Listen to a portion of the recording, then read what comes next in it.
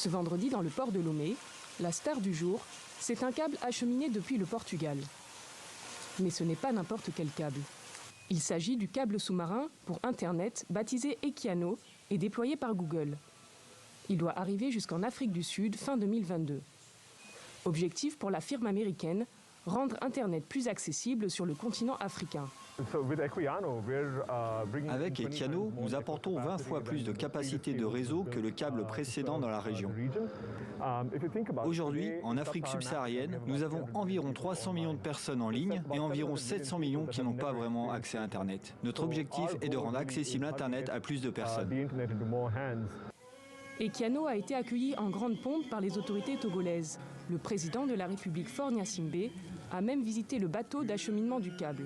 Le gouvernement togolais voit dans l'arrivée de ce deuxième câble au Togo une vraie opportunité de booster l'accès à Internet dans le pays.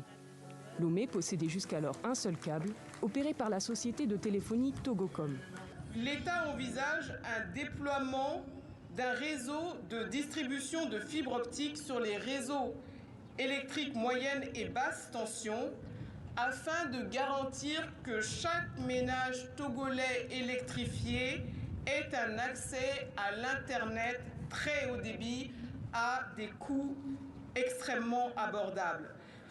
Il est attendu qu'au terme de 2025, que 95% de la population et 90% des entreprises aient accès à l'Internet haut débit, ainsi que tous les bâtiments administratifs, scolaires, sanitaires et publics. Josué Tcha est un entrepreneur dans le numérique.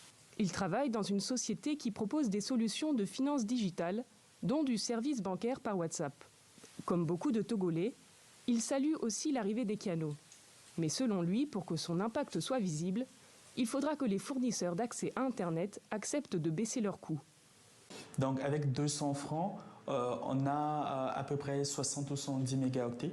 L'intérêt de l'arrivée de cette nouvelle fibre optique serait que les opérateurs puissent suivre le mouvement.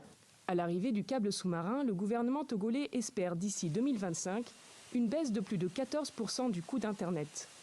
Lomé ambitionne aussi de devenir un hub sous-régional, vendant de l'Internet aux pays voisins.